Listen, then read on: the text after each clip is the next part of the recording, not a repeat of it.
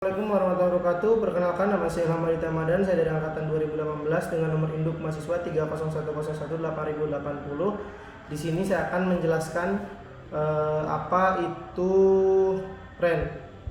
Sebelumnya saya dari SGD 4. Mohon izin Bang untuk melakukan PTA di LBM 1 ini tentang REN dan ureter. Yang pertama saya akan menjelaskan REN terlebih dahulu. Masing-masing REN ini terletak di region lumbal atau flash region. REN merupakan organ ekstraperitoneal atau retroperitoneal primer. Nah, dia ini sejak embrio terletak pada retroperitoneal. Nah, di posisi dalam keadaan berdiri, REN sebelah kiri ini dia terletak setinggi tepi kranial daripada vertebra lumbal 1 hingga tepi kaudal vertebra torak lumbal 4, vertebra lumbal 4. Daerah sini. Dari dalam posisi berbaring juga dia kedua REN ini terletak lebih daripada tinggi setengah daripada vertebra. Akan tetapi kalau misalkan kita bisa lihat REN dextra ini dia lebih rendah. REN dextra ini dia lebih rendah. Kenapa dia bisa lebih rendah? Karena di REN dextra ini terletak ada hepar yang terletak di bagian atasnya. Jadi di sini kita bisa lihat di ini ada hepar. Jadi kalau misalkan kita berdiri itu hepar otomatis kan ini ya. Jadi letak daripada REN dextra itu akan lebih rendah daripada REN sinistra karena ada organ hepar di bagian dextranya. Dari tadi ya, REN dextra itu akan lebih rendah ya letaknya. Nah, dari REN sendiri dia itu berbentuk seperti kacang dan berwarna merah tua. Nah, ukurannya itu panjangnya itu kalau kurang lebihnya itu sekitar 12,5 cm dan tebalnya itu dia 2,5 cm.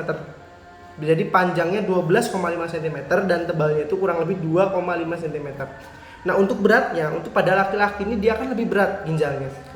Nah, kurang lebih itu 124 sampai 175 gram. Sedangkan pada perempuan dia itu 115 sampai 155 untuk berat daripada ginjal atau REN.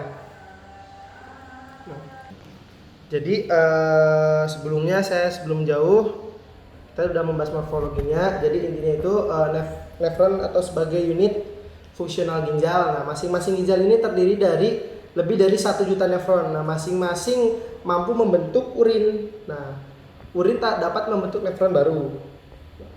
Setiap nefron dia itu mempunyai komponen utama. Itu ada apa aja? Ada glomerulus atau sekumpulan kapiler glomerulus yang dilalui sejumlah besar cairan yang difiltrasi dari darah. Terus ada tubulus yang panjang. Nah, dia ini tempat airan hasil filtrasi menjadi urin dalam perjalanannya menuju pelvis ginjal. Nah, terus ginjal pada sisi medial disebut dengan istilah hilum renalis. Nah, dia itu adalah tempat lewatnya arteri dan vena renalis, cairan limfatik, suplai saraf dan ureter, di hilum renalis. Nah, REN sendiri dia ini memiliki 2 ekstremitas atau juga bisa disebut polus, 2 margo dan 2 fasies. Nah, untuk ekstremitas sendiri atau polus, nah itu ada ekstremitas superior dan ekstremitas inferior. Nah, untuk ekstremitas superior sendiri dia ini polus superior atau REN dextra berada di anterior costa 12, sedangkan REN sinistra di anterior costa 11 dan 12. Nah, untuk ekstremitas inferior dia ini lebih berbentuk ya. Di beberapa mungkin ada yang ekstremitas superior dan inferior. Nah, setelah itu ada margo. Nah, margo sendiri dia ini adalah ada margo medial dan margo margo medial atau disebut juga konkav. Nah, tepat di hilus renalis yang membuka dalam suatu ruangan yang besar. Nah, hilus renalis. Nah, di mana di dalamnya ini terdapat pembuluh darah, saraf, limfe dan pelvis. Nah, disebut sinus renalis atau hilus renalis merupakan ada pintu vertikal tempat masuknya pembuluh darah, limfe, saraf dan ureter. Susunan pembuluh darah pada hilus renalis berturut-turut dari ventral ke dorsal. Tadi ya dari ventral ke dorsal. Ada vena renalis, dua cabang arteri renalis dan ureter. Nah, untuk di margo lateral atau margo convex, kan tadi margo konkav untuk yang medial. Nah, untuk yang lateral itu adalah margo convex atau cembung. Nah, ada fasies anterior atau convex dan fasies posterior itu agak datar ya. Karena tadi itu agak datar gitu ya. Nah, ren ini memiliki fasies anterior dan posterior yang halus dan tertutup oleh suatu kapsula fibrosa. Dengan mudah dia itu akan dapat dilepaskan terkecuali bila terdapat suatu kelainan. Nah, terus ada lagi jaringan ikat dia pembungkus ren. Nah, ada lagi itu ada kapsula fibrosa renalis, ada fascia renalis atau fascia gerota ya, di parietalis sif kapsula gerotaren atau lamina anterior atau ventral atau fascia stot. Nah, untuk yang kapsula fibrosa renalis dia itu merupakan jaringan ikat fibrosa yang langsung berhadapan dengan parenkim ren. Nah, itu ada juga corpus adiposa renalis atau merupakan jaringan lemak yang meliputi kapsula fibrosa. Mungkin di ren itu ada jaringan lemaknya. Terus ini terbagi menjadi dua oleh fascia renalis menjadi lemak parentalis dan lemak parienalis. Lemak periren atau corpus adiposum parentalis sebelah dalam fascia renalis terletak di dalam spatium perirenalis.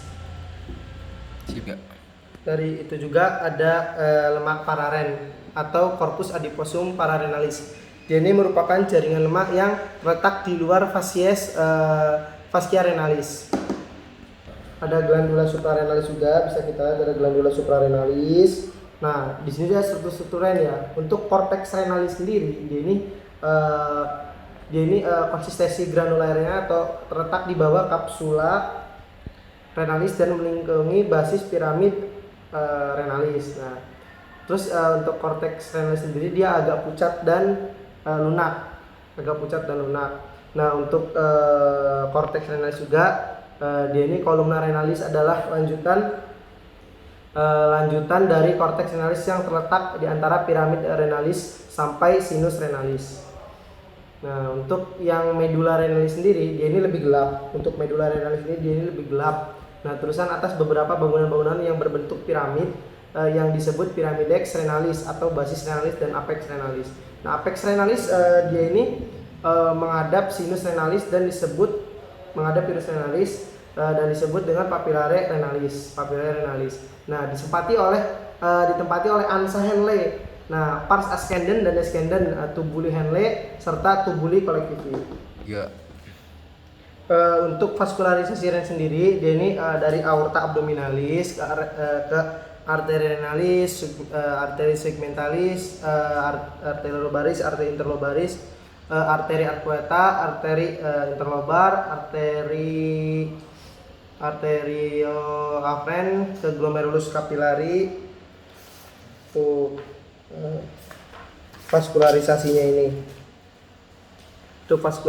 ini. Nah, dia ke efren arteriol, terus ke peribular capillari and vasa recta, terus habis itu ke vena.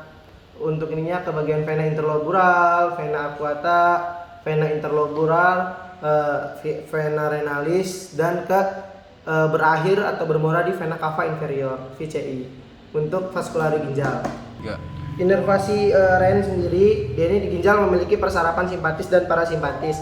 Nah, untuk persarapan simpatis, ginjal melalui segmen torakal 10 lumbal 1 sampai lumbal 1 atau lumbal 2, dia itu melalui nervus splanicus mayor dan nervus splanicus imus dan nervus lumbalis. Nah, saraf ini berperan untuk vasomotrik dan aferen visceral, sedangkan persarapan simpatis melalui nervus vagus.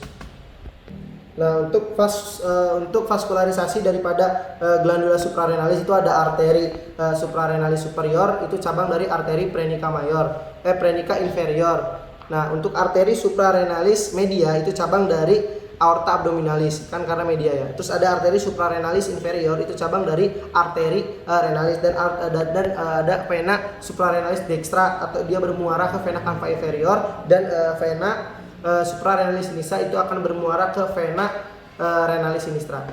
Nah, untuk inervasinya itu untuk glandula, inervasi daripada glandula suprarenalis itu ada plexus coeliacus dan hypogastricus. Di sini kita lanjut ke bagian ureter. Nah, ureter itu dia adalah muskuler yang mengalirkan urin dari velum ren menuju ke vesika urinaria atau VU ya. Nah, dari ren ke VU. Nah, ureter merupakan organ retroperitoneal primer, yaitu sejak embrio dia itu terletak pada retroperitoneal. Nah, untuk bagian anatominya ya. Nah, itu ada di regio abdominopelvium. Nah, itu ada dinding ventral abdomen, dia itu titik 5 cm linea mediana kanan dextra maupun sinistra pada linea transpilorica sampai tuberculum pubicum. Nah, di dinding dorsal abdomen itu ada titik 5 cm linea mediana dextra maupun sinistra itu pada linea transpilorica atau sampai spina iliaca posterior. Spina iliaca posterior superior ya. Setelah itu ada ureter juga, dia memiliki beberapa tempat penyempitan yang merupakan predileksi tersangkutnya batu yang berasal dari ginjal atau ureter.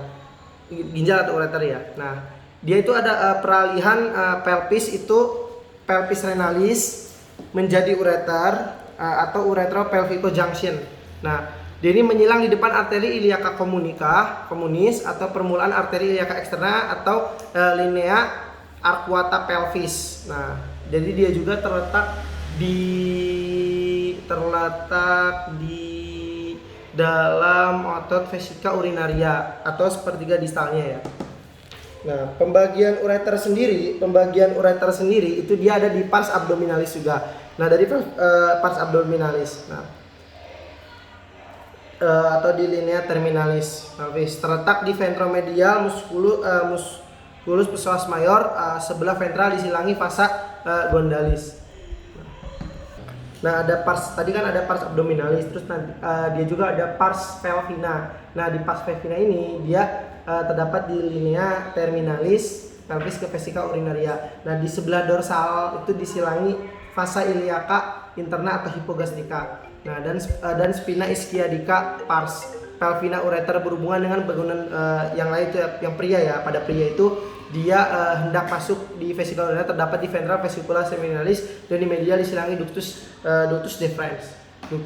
Untuk wanita sendiri dia di dekat cervix dan cornix vaginae. Kepentingan ini juga ada kepentingan radiologisnya.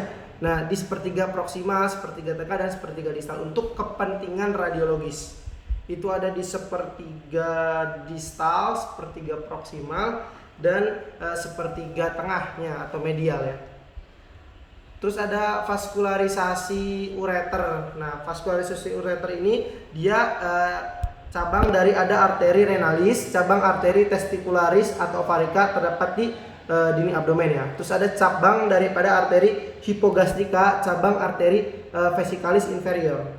Diulang lagi, berarti ada cabang arteri renalis, cabang daripada arteri testicularis ovarica atau ovarica. Untuk kalau misalkan testicularis itu berarti untuk laki-laki dan perempuannya itu ovarica. Nah, ada lagi cabang arteri daripada hypogastrika, cabang arteri vesicalis inferior.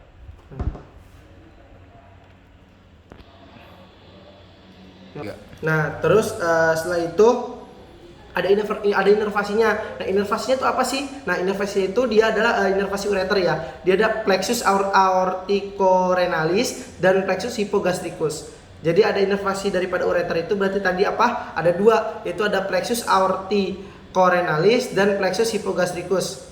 Mungkin seperti itu. Yang saya jelaskan. Mohon maaf bila mana ada kesalahan. Terima kasih, mohon izin Mbak untuk bimbingannya ke depannya Mbak. Terima kasih sebelumnya. Assalamualaikum warahmatullahi wabarakatuh.